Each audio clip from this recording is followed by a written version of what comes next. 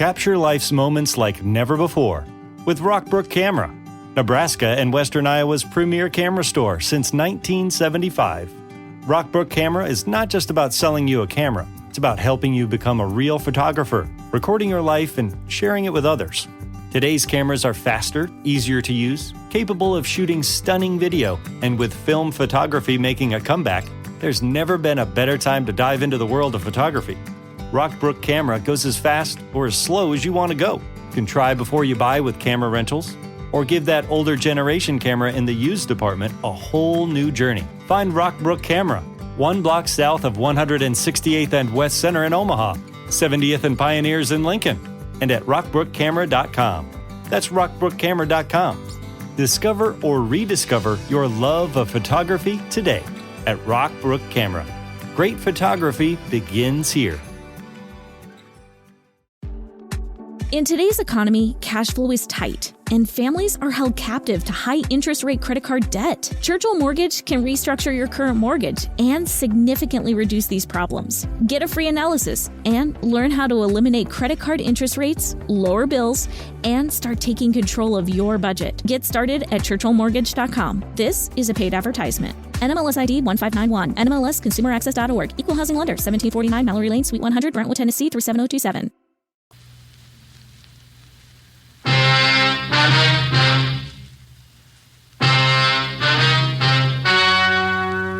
The story you are about to hear is true. Only the names have been changed to protect the innocent. Fatima Cigarettes, best of all long cigarettes, brings you Dragnet.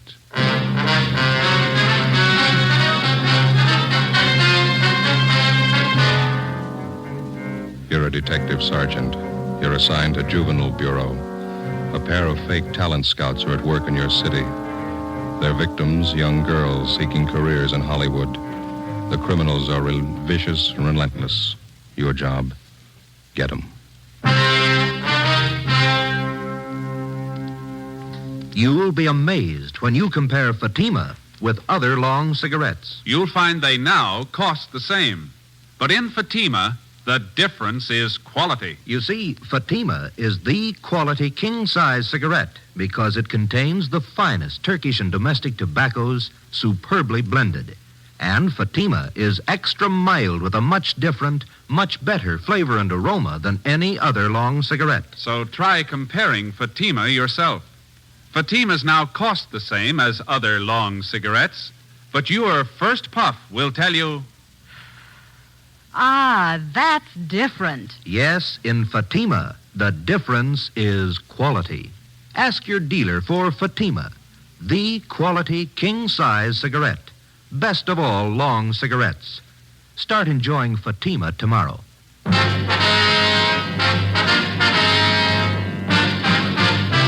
Dragnet, the documented drama of an actual crime.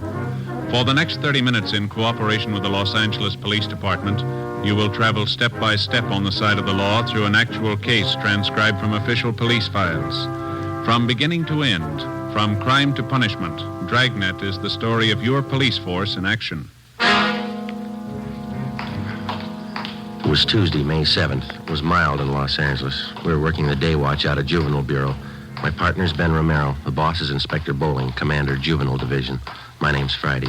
It was 10:13 a.m. when I got to 1335 Georgia Street, second floor.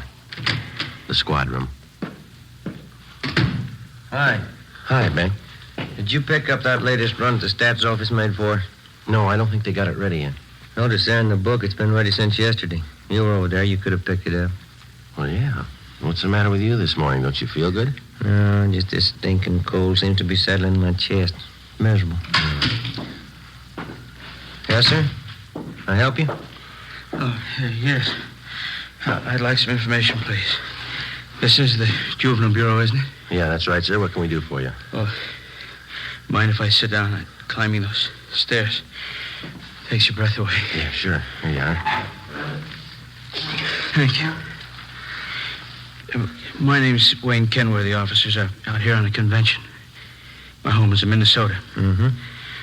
Went out last night with some of the boys at the convention. We stopped at a bar down on your Alvarado Street. Alvarado. Alvarado. Anyway, we were drinking there, and the bartender got to talking to us. Finally offered us some pictures for sale. I got one of them right here. Let's see. Oh, yeah. Yeah, there you are. I paid him $2 for it. Just look at that. Yeah, it's filth. Do you have the address of the bar where you bought this? Yes, sir, I have. That's not the reason I'm here, though. I'm not a one-man moral squad. I'm not the type makes a habit of buying obscene photographs of young girls, either. Yes, sir, we understand. And I bought this picture from that bartender because I know the young girl in it. She's the daughter of one of my neighbors back home in Minnesota. Known her ever since she was a baby. I see. This girl came out here about 8 months ago to live with a girlfriend. Mm-hmm. She was crazy for Hollywood, thought she might break into the movies or something. She stopped writing her folks about 2 months ago, hasn't been heard from since. Well, it sounds like a case for a missing persons bureau, Mr. Kenworthy. Well, the girl's folks have already contacted them. Nothing's been turned up. Nothing at all. Then last night, just by an accident, the bartender shows me this photograph. It's that girl, all right, no mistake. Well, we'll do everything we can to help straighten it out, sir. Well, that young girl I know. I've known her since she was a baby. Good family, good training. She never would have posed for a photograph like this. Rotten filth. She's just not the type, that's all. Yes, sir, we understand. What was this young girl's name, Mr. Kenworthy? Lois Brewster, that's her real name. When she wrote her folks, she was using another name while she was out here. Thought it might help her movie chances. Drake, I think that's what it was. Linda Drake? Yeah, that's right. About 5'4", 115 pounds, dark hair, dark eyes? That's right. Yeah. You know where she is? Oh, yeah, we do. We had her case called to our attention. Where is she? Is she all right? No, sir, she's dead.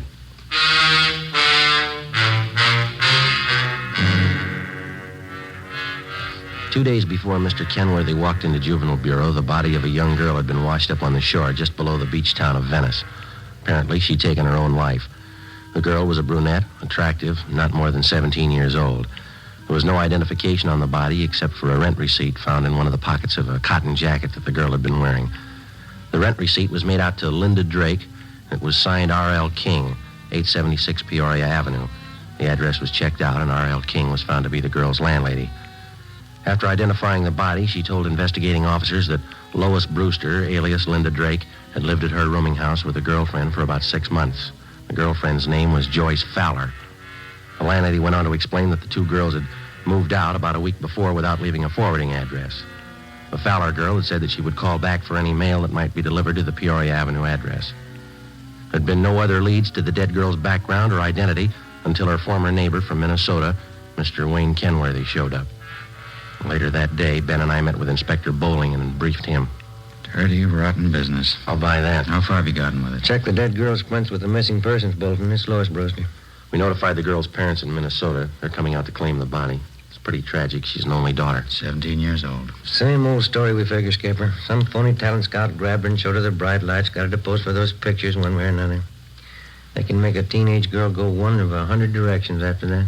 This one ended up on a beach. That's all I care about now. How about the girlfriend Lois Brewster was living with? Joyce Fowler? No word so far. Well, what about it? Any ideas? Well, it pretty much depends on finding this Joyce Fowler. There's no background on her. We got out on all points. How about phony talent scouts? Cheap modeling schools, photographers? Check out that angle. We put 4 of them away in the past 6 months. Another half dozen are being watched. We can start double-checking them tomorrow. Now, how about that picture that old fella Kenworthy brought in? Any lead there? We gathered a dozen samples just like it. One's as bad as the other.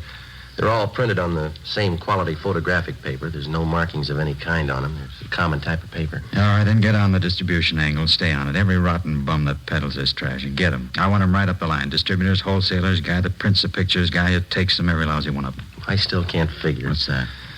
Well, the Brewster girl is a good home there, good training. She knew right from wrong. Kids don't forget that in a hurry. That might have been her trouble. How do you mean? She remembered it.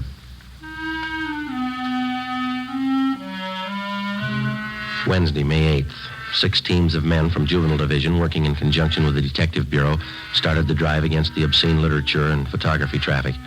Within 2 weeks, more than a dozen wholesalers, distributors, and small-time peddlers had been apprehended and were awaiting prosecution. But we still had failed to uncover any new leads in the Lois Brewster case. The roommate, Joyce Fowler, the all-important witness in the case, was still missing. No trace of her. The dead girl's parents arrived in the city, claimed the body, and took it back to Minnesota for burial. The drive continued. Another week passed. On May 29th, on a tip from a usually reliable informant, Ben and I checked out a small photographic studio on Sunset Boulevard, operated by an Emil Joseph Martin. He was sullen and uncooperative. We checked through his files. Just what I told you. A few special shots I keep filed away just for laughs. Mm-hmm. Once in a while, a friend drops in. I print one of them up for him. Yeah. Hold that one up to the light. Some of them are nice-looking dolls, huh? I print one up for my friends once in a while. What kind of friends do you have? Huh? How about this negative here, Martin? Do you mind printing this one up for us now? Sure, officer. My compliments. How many copies you want? One's enough. If you say so. Let's see. Yeah, one of the best. I'll print it up right now. This way.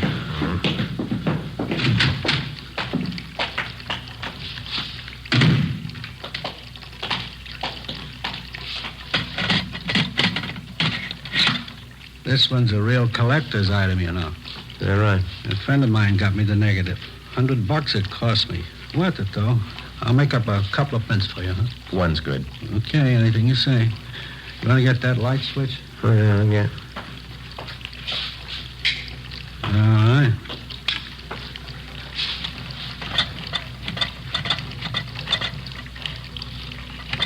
Yeah, beautiful negative. Yeah, you picked a good one, all right. Yeah, get the paper in here.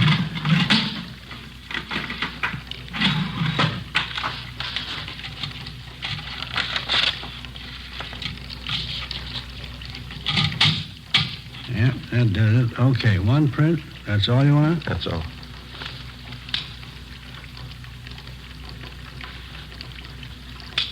Okay, let's put it in the soup.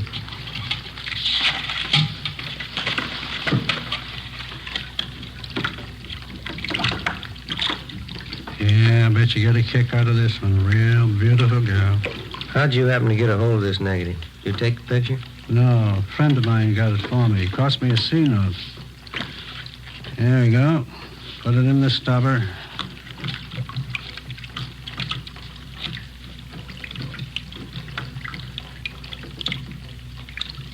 There we go. Uh-huh. How about that? How about the guy you got this negative from? Did he take the picture? No, he bought it from somebody else. Don't know who. Cost him $350. Worth it, though, huh? Hi. Isn't that beautiful? We've seen her before. Oh, that's so, you know her? Only from her pictures. Oh. Of course, you understand I didn't take the picture. I just bought a negative, that's all. You couldn't tag me for that, could you? We're going to try, mister. Get your coat. Oh, no. Wait a minute now, officers. I'm small fry in this operation. You know that. You want the big fish, right? We want all of you. You know who they are? Well, some, maybe. Must be worth something to you. Well, you know better than that, Martin. If you cooperate, we'll mention it in our report. That's all we can do. No promises. Not a very good offer. You're not in a very good position. Yeah. How about it? All right, I'll tell you. Emil J. Martin was booked at City Jail for violation of 311 PC. His file of lewd photographs and negatives were impounded and booked as evidence. With the help of information which the suspect had given us, we were able to round up 3 wholesalers and another distributor of obscene books and photographs. Each one of them was questioned thoroughly. We ran into the same old routine. They denied knowing anything about the man who was masterminding the racket or where he was operating from. The Lois Brewster case dragged on. No progress. In virtually every case of tracing the lewd pictures to the point of production, the investigating officers were able to link the small-time peddlers to their distributor and the distributor to the wholesaler. Well, that's where it stopped, a dead end. Beyond that, nobody knew anything about the operation of the racket. Stakeouts were set up at locations where sales and deliveries of obscene material were known to have been made. Nothing happened. The drive stalled. Thursday, June 11th. Romero, Joe? Yes, Skipper? First piece of news in the month. Policewoman just called it in. Yeah?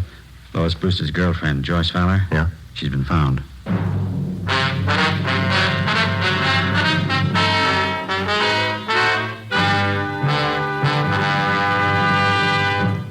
You are listening to Dragnet for the solution to an actual case from official police files.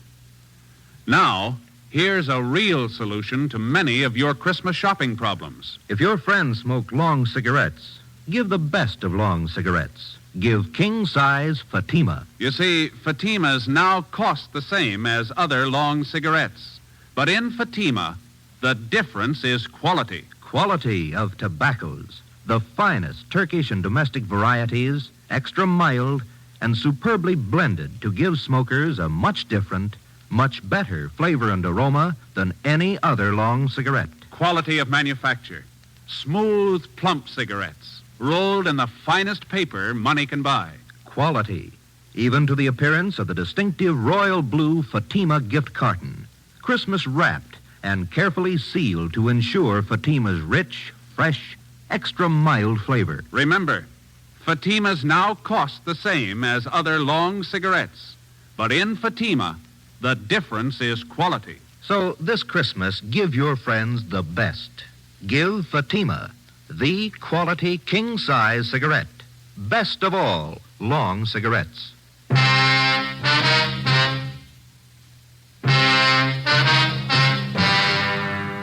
Like most organized crime, the traffic in obscene literature and photographs is a racket jealously guarded because of its heavy profit. It's nationwide, and every year it nets millions of dollars for underworld promoters and their employees. As an organized business, it's one of the most vicious and insidious rackets that exists today, despite the fact that many citizens regard it lightly. Thursday, June 11th, 10 a.m., Ben and I met with policewoman Paula Johnson. She told us that the previous evening, Joyce Fowler, the girl Lois Brewster had been living with, had gotten into a brawl with an unidentified man at a bar on Sunset Boulevard. Police officers arriving at the scene identified her as the missing girl and handed her over to juvenile authorities. At 10:30 a.m., Joyce Fowler was brought to the interrogation room. She was a tall brunette, fairly attractive. She looked older than her age. Together with policewoman Paula Johnson, Ben and I questioned her. I was out on a date with this man. We were sitting at the bar, and he started saying things I didn't like. What a row, that's all. The man seemed quite a bit older than you, Joyce. Was he a good friend of yours? Friend. He was about 50, I guess. I thought he was all right. He wasn't. How old are you, Joyce? 21. We've checked your background, Joyce. You might as well tell the truth. All right, I'm 17. I'll be 18 next week. Look, can't I go get an aspirin? I've got a terrible headache. I got some in my locker. Be right back. Okay. I still don't know why I'm here. What do you want to know? Well, you were a good friend of Lois Brewster's. You lived with her, is that right? Is that why I'm here? It's one of the reasons. Lois spent 8 months out here before her death. As far as these officers know, you lived with her during those 8 months. We want to find out what happened to her. We want to find out what's happening to you. Nothing's happening to me. I can take care of myself. That's what Lois Brewster thought, Joyce. How about her? You tell us? She didn't know what she was doing. I don't know what happened to her. I'm to blame for bringing her out here, but it's not my fault what happened to her. It's not my fault. Well, whose fault is it? All of them. The whole rotten, dirty bunch of them. Here's your aspirin. The 2 of them being out? Thanks. I'll get some water.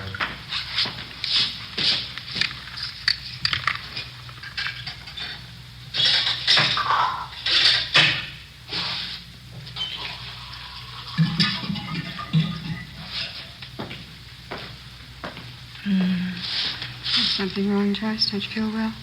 I'll be all right. Right, here you are. Thanks.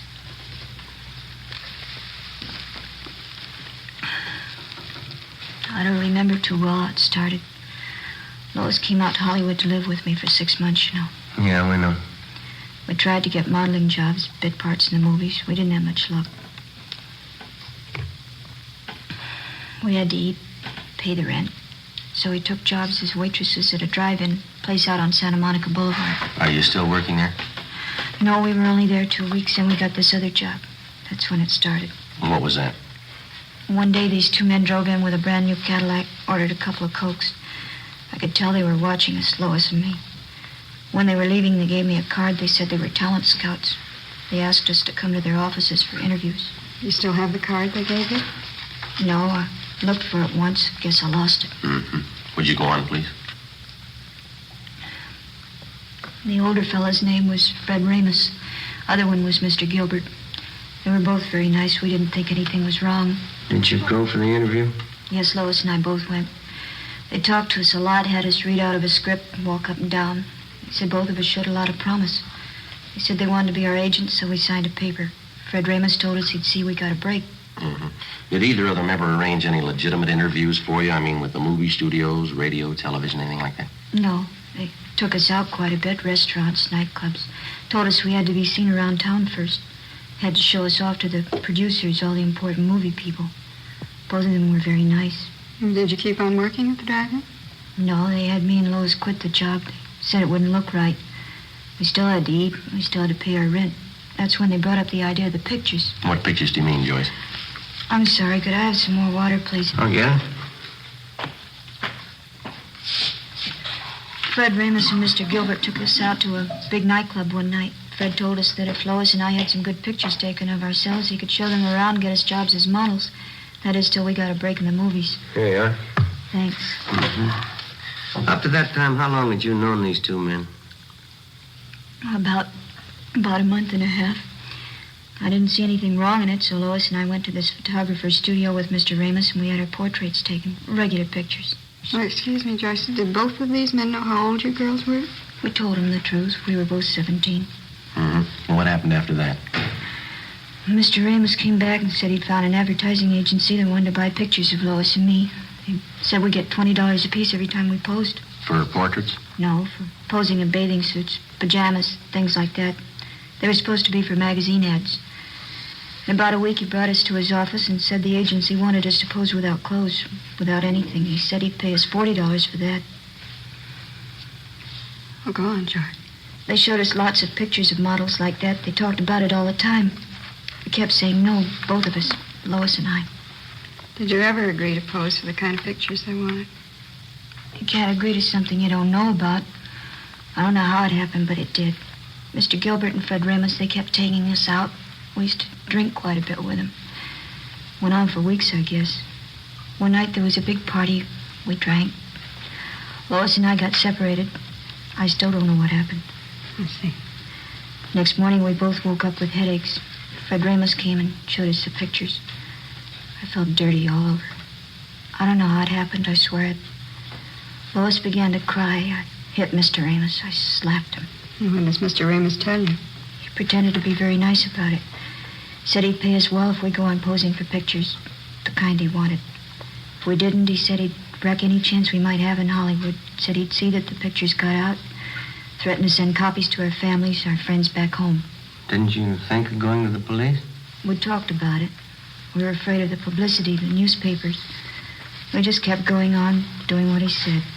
It's like a nightmare. Kept getting worse. We kept getting in deeper. Sergeant, you have that envelope? Yeah. Yeah.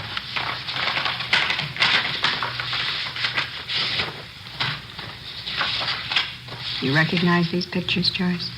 Yes. Mr. Ramus and Mr. Gilbert, they have you pose for these? Yes, that's some of them. We always drank a lot, so we wouldn't remember. That's not why Lois is dead, though. Those pictures aren't the reason. Well, how do you mean, Joyce? Ramus and Gilbert, they'd fix up dates for us. They said the men were their friends. 3 or 4 times a week they'd call. We had to go out with them. We had to do what they said. One morning we got home about 5:30 in the morning. Lois changed, said she was going for a walk. I went to bed. She left a note. I never saw her again. I see. Romero? Oh, yeah, just a minute. It's that long-distance call we placed to your home, Joyce. You're right. Oh, thanks. Hello? Yeah, it's me, Joyce. Yeah, it was just a mistake. Yeah. How's Uncle Henry? Swell. No, it's all right. Don't you worry. Yeah, all right. I'll write you tomorrow. Yeah, bye. Thanks for placing the call, Sergeant. You're welcome. Glad to do it. Anything else you want to know? Yeah, there's just one more thing. Do you still have that note that Lois Brewster wrote before she died? No, I lost it. I remember what it said, though. Yeah. It said, I'm sorry. It was signed Lois. That's all.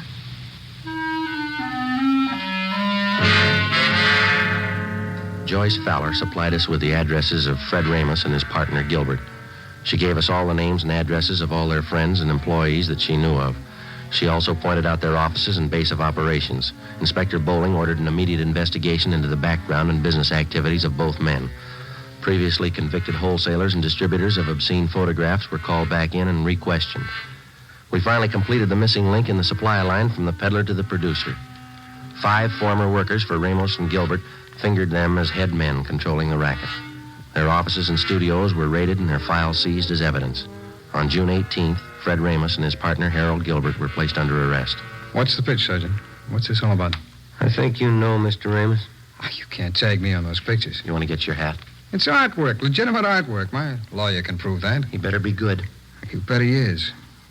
You know, I'm kind of surprised at you cops taking the word of somebody like that Fowler girl. She doesn't know what she's talking about. She's a psycho. Is that right? Why, sure. I tried to do something with her and that girlfriend of hers. I even signed up as her agent.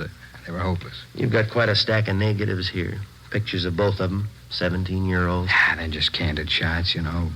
Spicy for my private collection. There's nothing wrong in that. I figured I'd give the girls a break, let them earn a few bucks. Yeah? Look, I couldn't have treated those girls better. I took them around, showed them the town. Both psychos. I never did trust them. Well, that's the big difference, Ramos. Huh? They trusted you.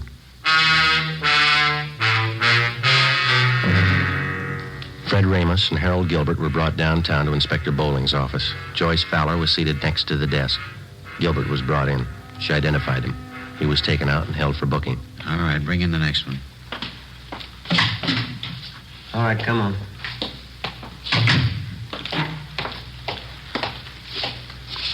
Yeah? Can you identify this man, Miss Fowler? Yes, he's Fred Ramos. What's the trouble, Joyce? Weren't you satisfied with what I was paying you? Could have settled this between ourselves. If you had any beef, you could have come to me. You're lucky, Fred. I'd kill you now if I could. Oh, Joyce, Well, come you're on now, crazy. sit down. All right, Sloan, take him out. Joyce, sit down. Come on, sit down. Be back in a minute, Joe. All right.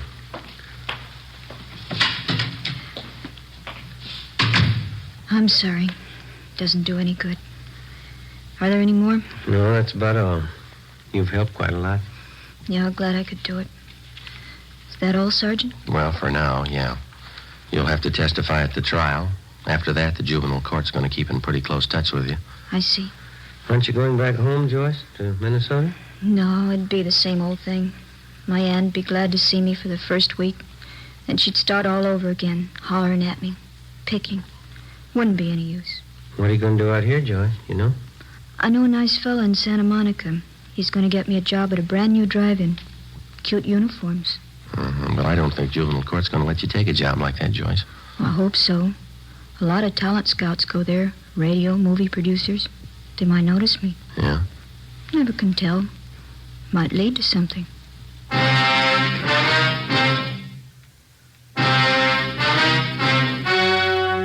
The story you've just heard was true. Only the names were changed to protect the innocent. On October 4th, trial was held in Superior Court, Department 91, City and County of Los Angeles, State of California. In a moment, the results of that trial. Now, here's our star, Jack Webb. Thank you. To get year-round thanks for the gift that you give this Christmas, why not give Fatimas to every long cigarette smoker on your list? Their first pack of extra mild Fatimas will have them convinced, like I am, that in Fatima, the difference is quality. And Christmas Fatimas come in a distinctive royal blue slip-over jacket that makes a perfect gift just as is.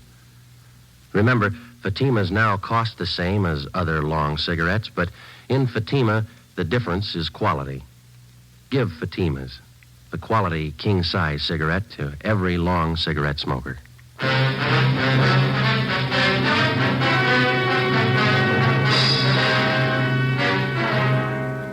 Fred Ramos and Harold Gilbert were tried and convicted on several counts of rape and lewd conduct. They received sentences as prescribed by law and are now serving their terms in the state penitentiary.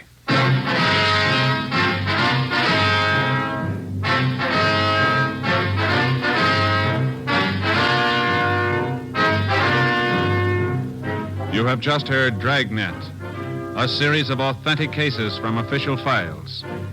Technical advice for Dragnet comes from the Office of Chief of Police W.H. Parker, Los Angeles Police Department.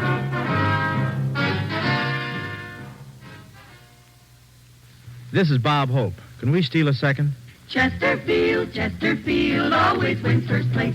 That milder, mild tobacco never leaves an aftertaste. So open a pack, give 'em a smell. Then you'll smoke 'em. Don't forget to give Crosby for Christmas. I mean the Chesterfield Christmas carton with Bing as Papa Santa Claus. See you Tuesday. Fatima Cigarettes, the best of all long cigarettes, has brought you Dragnet, portions transcribed from Los Angeles. Coming up, We the People, with stories of today on NBC.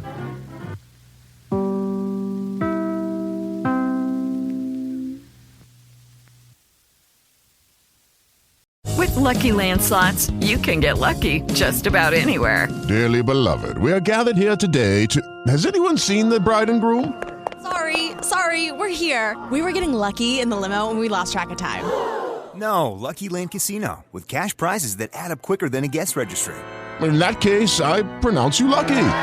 Play for free at LuckyLandSlots.com. Daily bonuses are waiting. No purchase necessary. Void where prohibited by law. 18+. Terms and conditions apply. See website for details. Hello, it is Ryan, and we could all use an extra bright spot in our day, couldn't we? Just to make up for things like sitting in traffic, doing the dishes, counting your steps, you know, all the mundane stuff. That is why I'm such a big fan of Chumba Casino. Chumba Casino has all your favorite social casino-style games that you can play for free anytime, anywhere with daily bonuses. That should brighten your day a little. Actually, a lot. So sign up now at ChumbaCasino.com. That's ChumbaCasino.com. No purchase necessary. VGW Group. Void where prohibited by law. See terms and conditions. 18+.